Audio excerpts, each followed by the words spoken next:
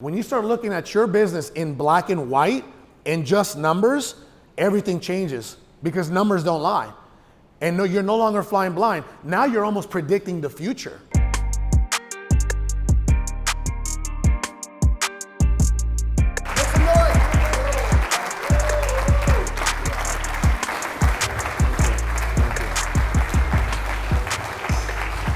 Check.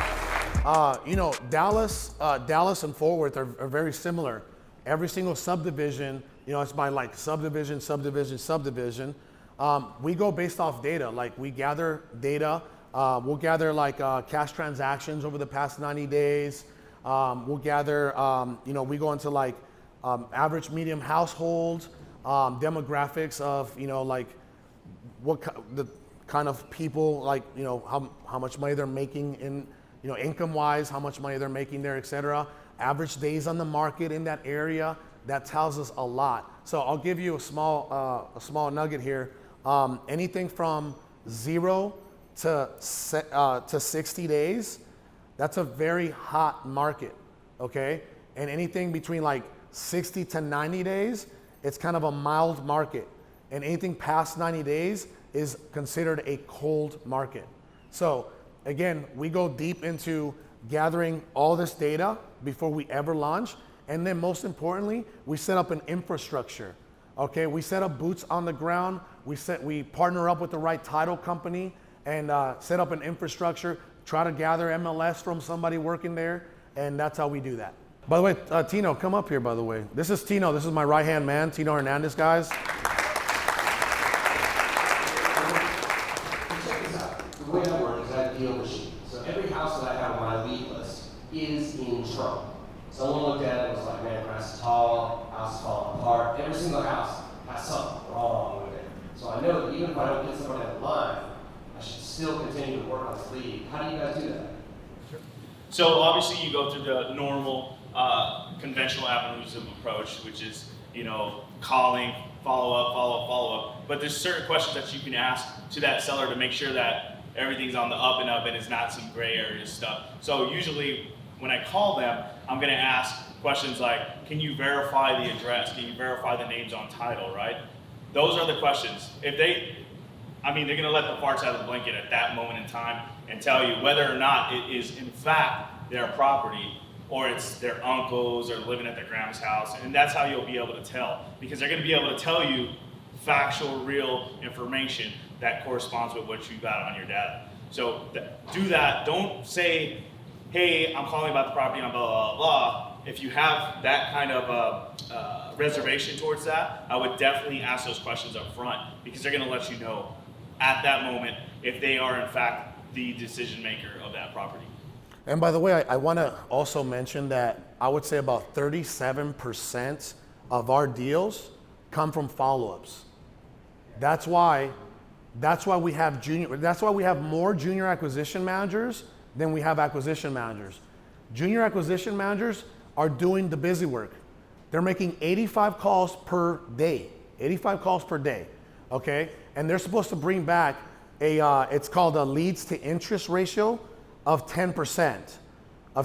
So if they speak to 100 people, their goal, because we have incentives, the way our pay structure is, you know, the base pay for a junior acquisition is $1,600 base plus 3% commission of any deal they bring back.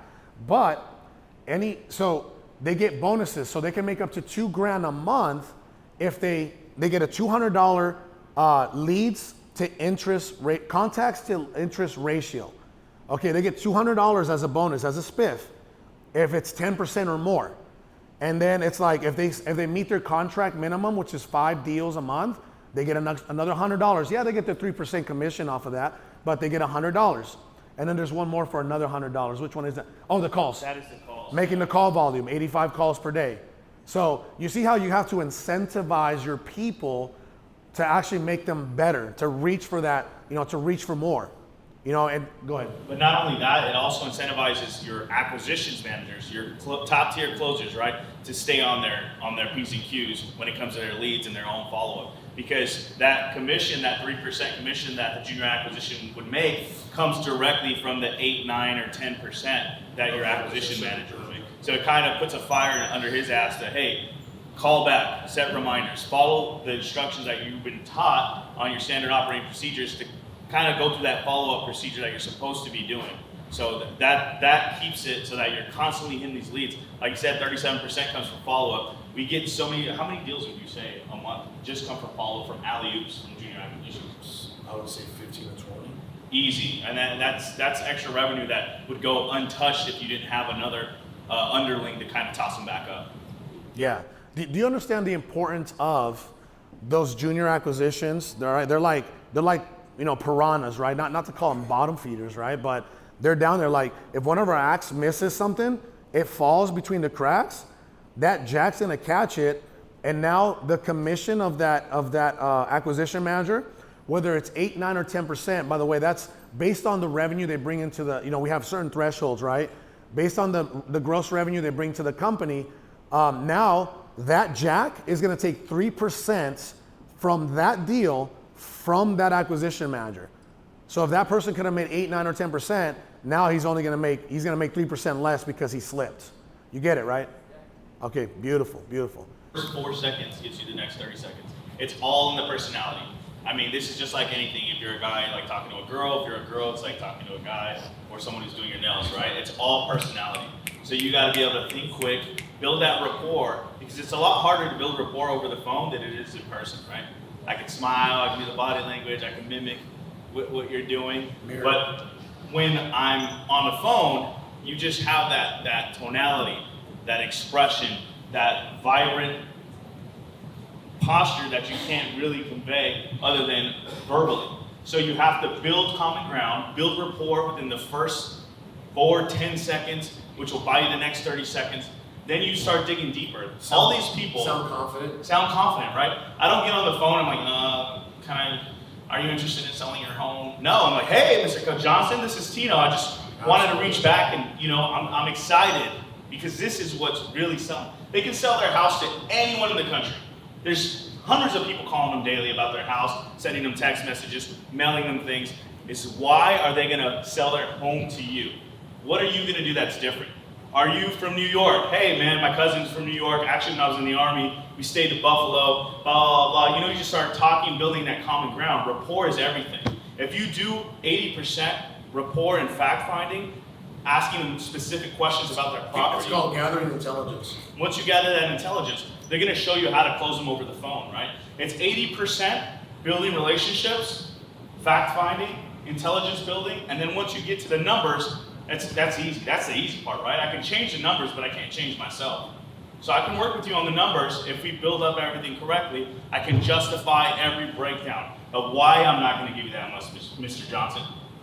But this is what I can do for you. It's usually me and you're the seller, Yeah. I'm the acquisition manager. It's me and you versus the data, and by the way, how much easier is it for Mr. Seller, AKA the prospect, to make a deal happen with me for less, who he likes, who he wants, who he trusts, who he wants to do business with, than it is with Terry, who he doesn't know from Joe, So that has a lot to do with it. And by the way, Terry, I wanted to get deeper into that combo because I don't know if that was, is there something, can you ask that question one more time so I can get deeper into it?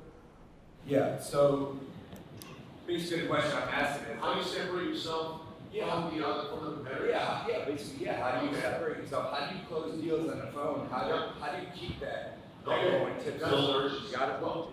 Yeah, so at our company, we have really, really, really high expectations. Really, really, really high standards, okay? And these are some of the ways that guys, it's not gonna be easy. I'm not gonna sit here and tell you, like I have a sales director who has 2 to 3 sales huddles with our acquisition managers every single week.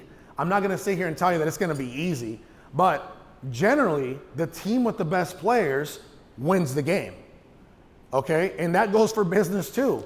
If I'm in Raleigh, and I have better closers than Terry does, guess who's gonna get more deals? I am. Do the Buckeyes have good players this year? Anybody a Buckeye fan? Go Buckeyes, no?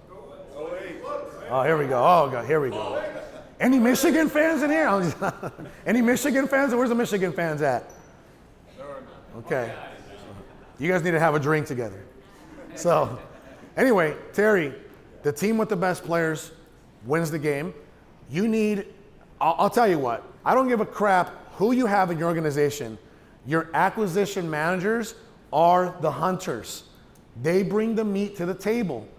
If you are slacking on hiring or training and developing the right acquisition managers, you are going to lose. You are going to be burning through a lot of cash. You are going to lose to your competitors. You will not have the best, most massive operation in your state if you don't have the right acquisition managers, and most importantly, if you don't have the right standards and expectations, and if you are not tracking their numbers, okay? That is what it really comes down to. They bring the meat to the table. You know, you can, Dispo guys, you can train and this and that, and Jacks, you know, they come and they go. There's a high turnover. There's a guy, like I said, we fire that guy in 3 days. We see a weakness, he's gone.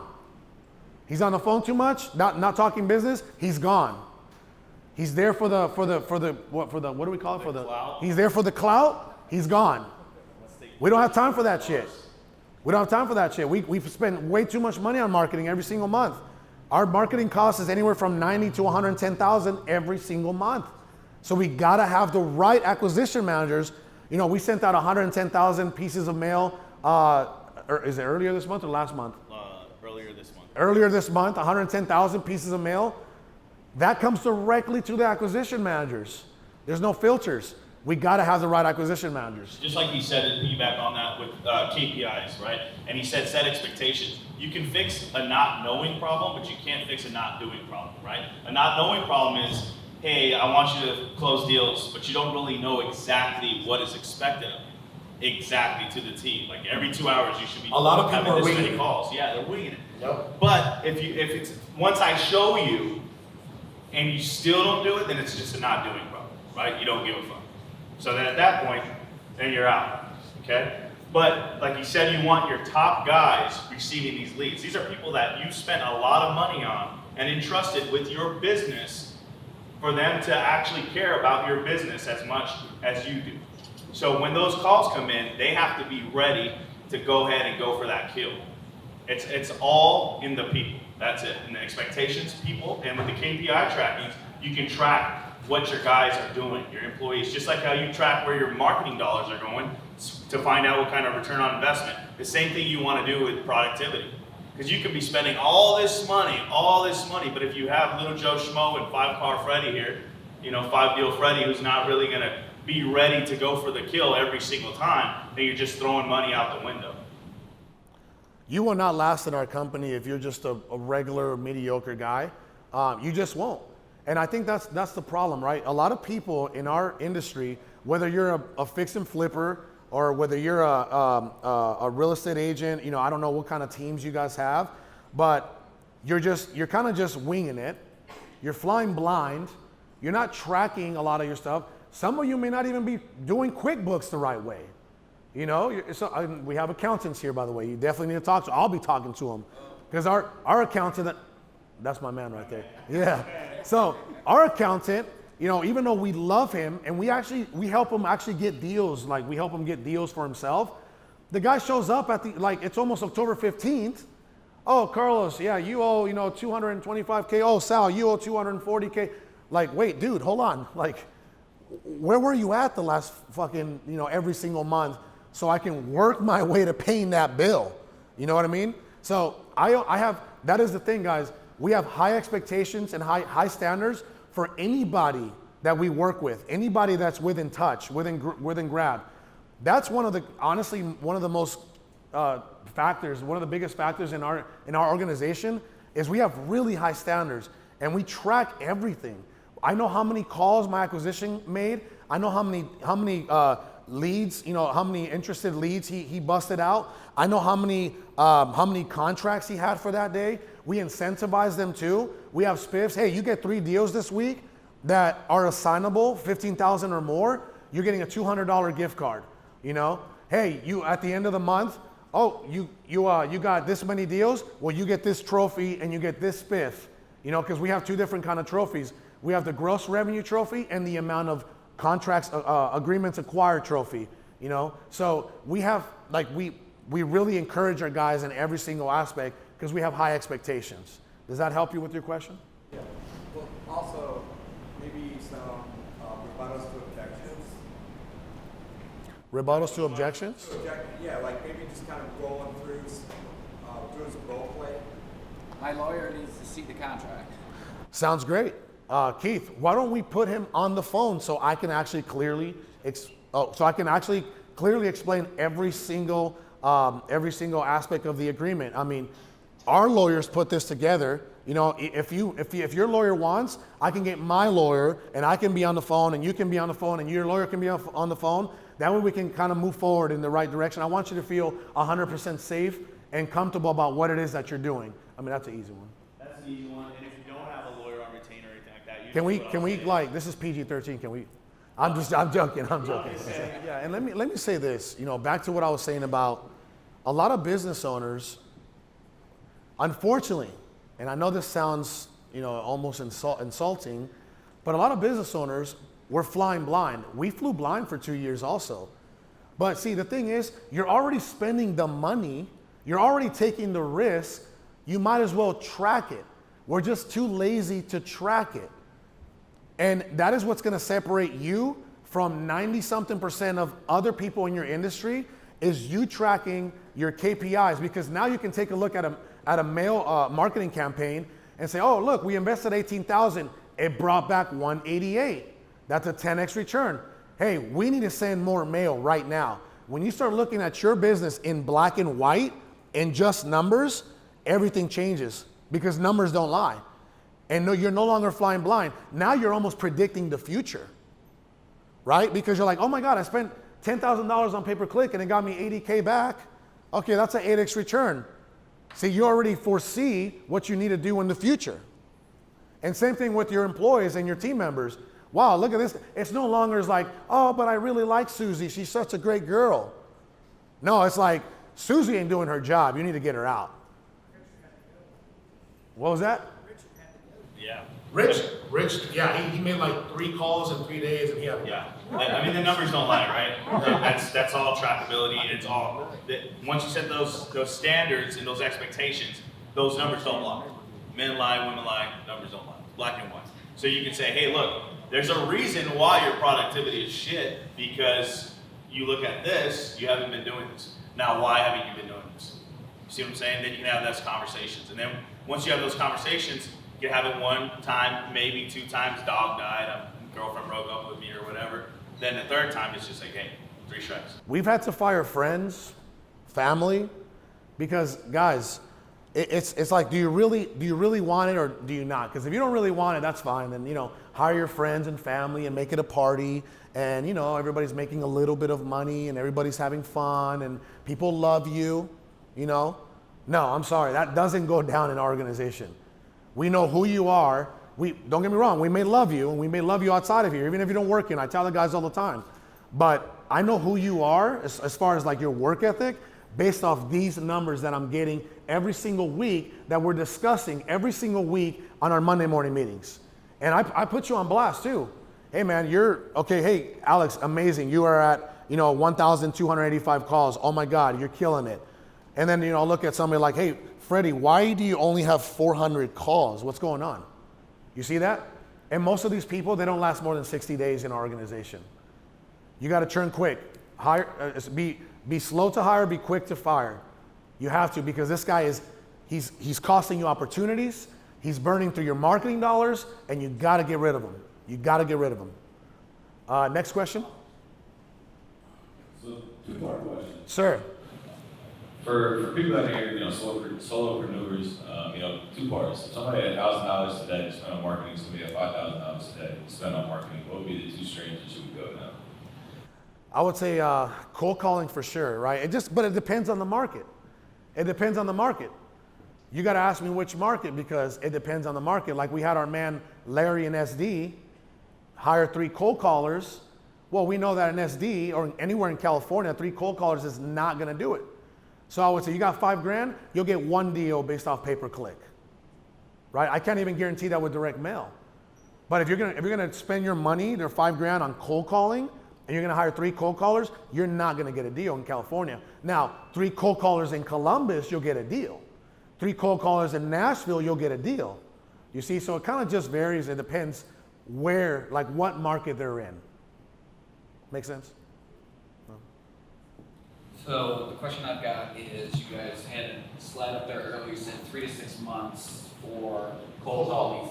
So can you tell me a little bit about your systems and the auto sequencing and the follow-up that's in place with things like Hercules and how your jacks keep on top of them to get that money turned back up? So our CFO, she's like a hybrid of a CFO and a COO, and she rotates that list. So she'll rotate the not interested list.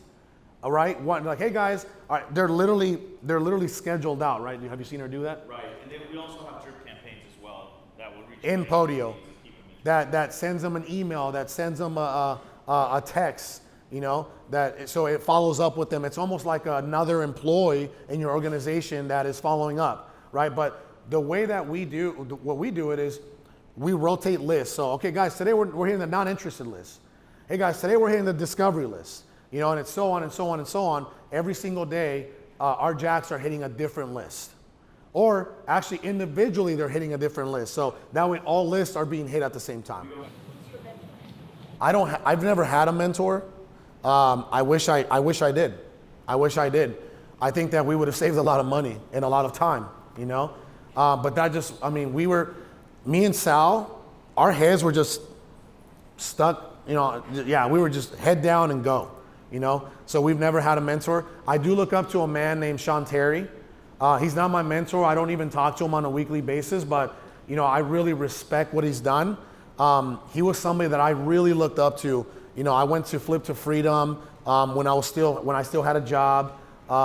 Went to Flip to Freedom, and you know, I love Sean Terry. The guy, you know, he does, I would say, 10 to 15 deals a month still to this day. He's still active, but he has an operation of like 4 people. You know, so, but I'm sure I can learn a lot from Sean in other ways, maybe not the wholesaling side or acquiring properties, but you know, he's doing like a lot of multifamily and stuff like that. So, and I always say this, like on my Instagram, I say, hey, if you know somebody that's doing 100 deals a month, I will pay them $50,000 to just go spend 1 or 2 days at their office today. Because I'm never going to shut down like, you know, my ability to grow, you know, never. We can all learn something from someone, you know. There's so many people in here that do so many different things than what we do. Guys, you meant to say Terry, not Sean Terry Thayer. Yeah, Terry teaches me how to drink, how to slide down poles, how to turn down for what? Next question.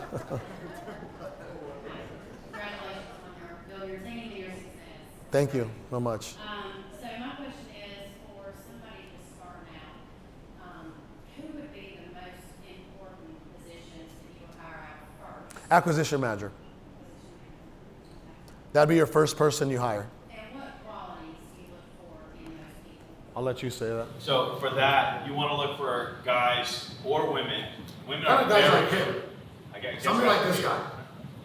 What's your background? I come from car sales. I was in the Army for 7 years, got out, got into car sales, moved up pretty quickly in that area, ran teams and stuff like that, sales, and then got into real estate. But yeah, you want to look for guys with sales backgrounds, personality, right? You can teach sales, but you can't teach personality. So people that are pleasant to be around, Genuine, good energy, connects with people, door-to-door salesman.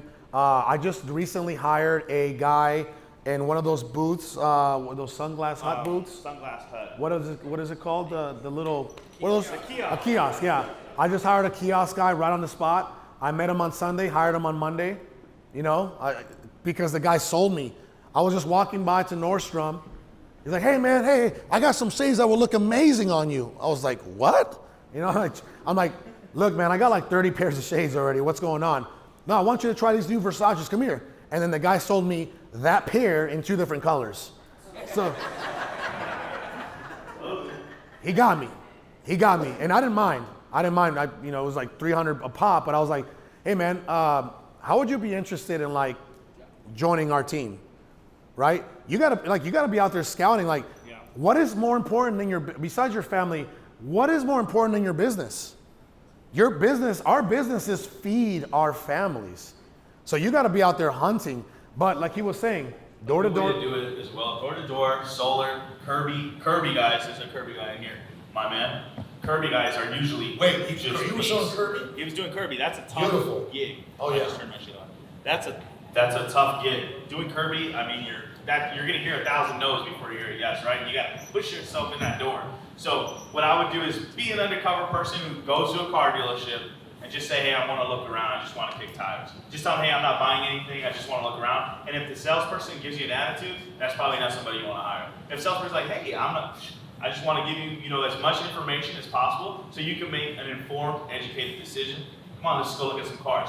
That's the type of guy you want to hire. And just be undercover and just like asking questions. Hey, how long you been here? On a test drive, just pick any car. They'll give you the keys. You guys go for a ride and just ask them, how long you been here? Are you happy? What do you want to do when you grow up? Most of those guys are younger, right? What do you want to do when you grow up? And just start probing. And then before you know it, they're going to ask you questions. They're salespeople. You start telling about your business. You tell them how it can be lucrative if done correctly. And before you know it, they're hooked, and you got a potential prospect there. Sometimes, by the way, when you're looking for junior acquisitions, you look for customer service experience, you look for collections experience, okay? And sometimes, it's funny, but sometimes people will find you, okay? Social media is a great tool to use, but there was this guy that this is one of my, it's kind of like the white buffalo, the one that got away, right? You guys know the great white buffalo, right? Who knows what a great white buffalo is? Okay, this is my great white buffalo on the acquisition side. This guy was selling pest control. This guy was about 20 years old, and holy shit, this guy was good. I was willing to leave the pest control company that I was with, that was charging me $30 a month or whatever for this guy, and then I did everything in my power. I wasn't thinking at that time, and that was my lesson. I should have hired this guy. I wasn't thinking at that time. This was about 2017. And I couldn't track him down. I called the company. I called his boss. Nobody wanted to give me his information. This was my great white buffalo when it comes down to acquisitions. Sometimes, if somebody knocks on your door, pay attention. Even if you're not going to buy anything from them.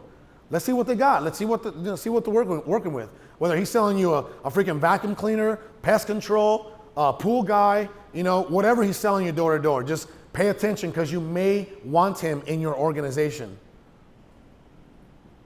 That answer your question? Okay, good. Other questions?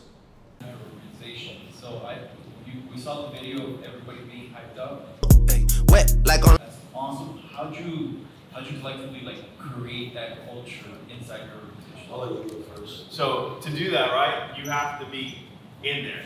I mean, these guys grind. These guys grind hard as fuck. Like they're making coffee. They grind super hard. You have to be in there in the trenches with your people. You have to let them know, like, hey, the culture there is not you're an employee. You're your own boss. You're an entrepreneur. You get out of it what you put in. We don't have time clocks. You don't have time clocks. We don't got people looking at watches and stuff. Or you're like, oh shit, it's 4:59 Express. I'm out. You know what I mean? You leave when the job is done. So that's the culture that you built up. And by doing that, you also create leaders within your organization. There's a core group in this company that are there and they planted their roots, we were just talking about it, that care about this like it's their own. Because that's the feeling you gotta get. I lose sleep over this shit sometimes. I'm stressed out. I laugh, I cry, I'm happy. I had some of the greatest moments of my life, besides like having my kids and earning a Green Beret in the Army. I got to book my mentor, Grant Cardone, to come to their podcast. That was our podcast. Our podcast. That's huge. That's huge. That's another way. It's ours. You're sharing your company with them. Yeah. So they're giving percentages, right? What other places give you percentages of their company? So you're essentially a stakeholder. Yeah. But in order to create that culture, that rah-rah mentality of starts with 300, Leonidas is leading from the front. You gotta be in the trenches, and you gotta let them know, hey, this shit is fucking hard, right? But we're gonna do it together. And you gotta be able to pick up the phone. I still get him, my job's a little different now, right? I'm closing closers, I'm not closing sellers now. But sometimes I'm like, hey, Los, here, boom, speakerphone. We're on FaceTime, like talking to people. You know, you have to be involved.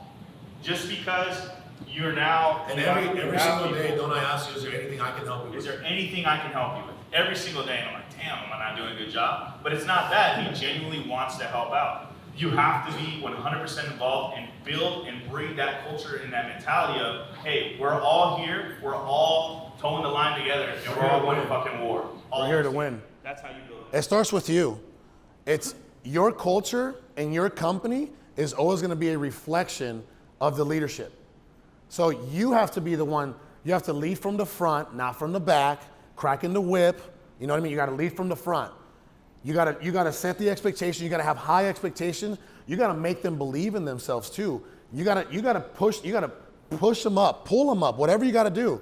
You got to let them know, hey, we're here to fucking win. We're here to be the best. Let them know too. Like, I mean, it's okay. You know, you got to get those positive affirmations and say, hey, bro, who's fucking amazing? You're amazing. You're gonna close a deal today.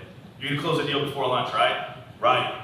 Let's fucking get it. Boom. Everybody, every day when I walk in, and he does the same shit. We walk in, I go in, got my coffee. Players don't rush. I put down my bags. You know what I'm saying? And I say hi to my assistant, and I say hi to my salesperson. Then I go out to the sales floor, and I go, and no matter what they're doing, what I'm doing, what I got, I'm like, time out.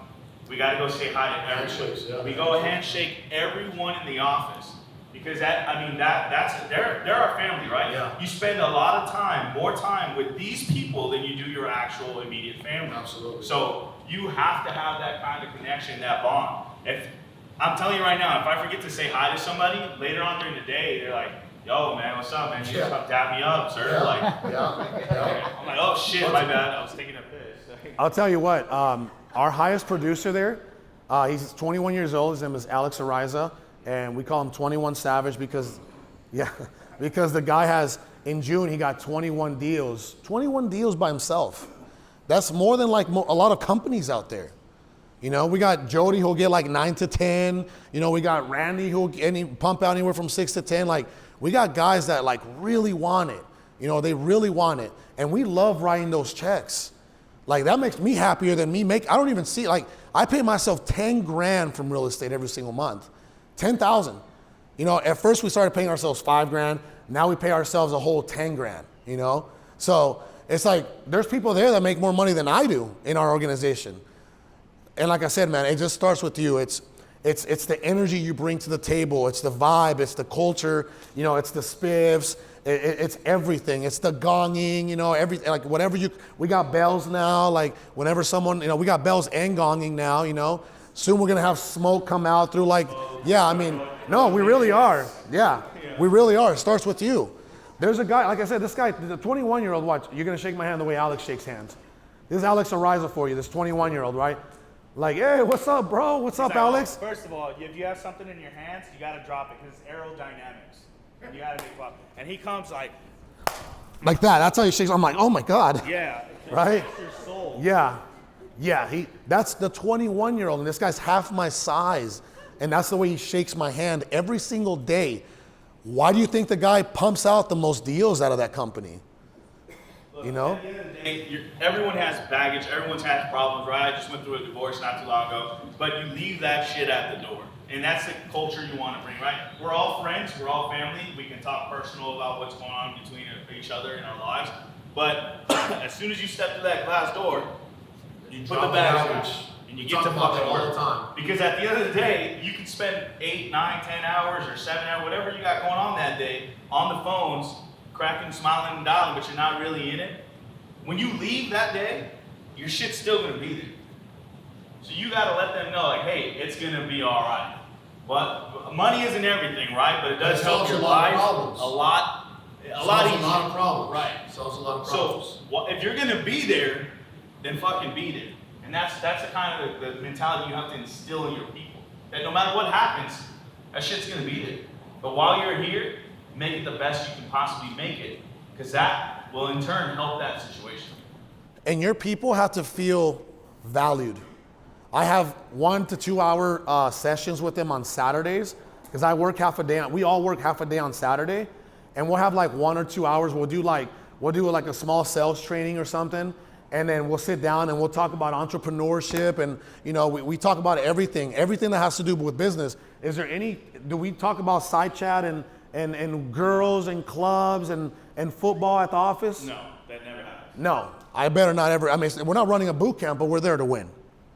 So, any other questions, guys? We still have about 15 minutes, so if you got any questions, let's do it. We got one here. Yes, sir. I was gonna ask you guys, like, how often do you kind of check yourself to make sure that you're not getting like complacent with your goals, like even just with seeing so much success, like where you're at now, like how often do you kind of like look in the mirror, like, man, like I'm doing well, but like how? That doesn't exist for us, man. You know why? I feel like our team, you know, like. That's the difference. Go ahead. I'll let you answer that. Yeah. The difference is, like, if you're flying solo, right, it's kind of, you have to be extremely self-motivated. Because you can get comfortable, you can go on trips, you can, I'll take care of that later. Before you know it, you're not paying attention. But as far as once you have your team surrounding you, everyone holds each other accountable. And I have a business partner. Yep, and they'll tell you, like, hey bro, like, what the fuck, man, I'm over here pulling all this weight, like, where you been? You've been going on vacations, you've been doing this shit. They'll let you know, and you're gonna know, you'll feel it without them even letting you know. You'll know, like, you'll feel it. So, I mean, if you're doing it by yourself, it's a little bit harder. So maybe just keep seeing, like, have short-term goals, write them down, and not just goals, but actual execution plans, game plans. Because, a goal is nothing but an idea, and an idea is nothing if you don't execute. So if you do that, then you can hold yourself accountable. By this time, by let's say 3 weeks, I should have this. By 6 weeks, I should be here. By a month and a half, I should be here. I have my own personal goals that I do that way because it's real easy to get sidetracked on. But if you have it on paper, you wrote it, you have to hold yourself accountable. Plus, you gotta have massive goals, man. Like, you gotta have unreachable goals, because let's just say that you're like, you know, you're a real estate company, right? Like, we shot for $1 million in June. We ended up at 780. I wasn't like sad. You know what I mean? I wasn't sad. But see, that's what I'm saying. Like, guys, we're going for $1 million because everything was lining up to go for $1 million in June, right? You gotta have goals that scare you. If you ever read a book called Scaling Up, they call it the big hairy audacious goal, scaling up, right? It's fucking crazy. Like, they're like, what? Like, when people came in to our office and they saw that thermostat, the thermometer on the glass, they're like, holy shit, what the fuck? And we start filling it up, right? Yeah. And people are like, dude, you're crazy. But the people that thought it was crazy were the people that were not in our office. Everyone in our office was like, yeah, let's do it. Yeah, let's run it. Let's go. You know, they're all excited as fuck. They all have the same mentality and same vision. It's possible. Anything's possible. Anything's absolutely possible. Yeah. Plus, remember we were talking, you gotta be a growth junkie. You gotta be a growth junkie. It can't be about the money. It can't be about the money. This shit gets old, man. Like, the watches and the cars and all that, like, that gets old. You gotta be growing mentally, spiritually, and every single direction that you can. And that is what's gonna keep you motivated, even if you're a solopreneur. You know, once you actually start building a team, you're not gonna have a tough time being motivated, because now other people are depending on you and you're depending on them and you're holding each other accountable.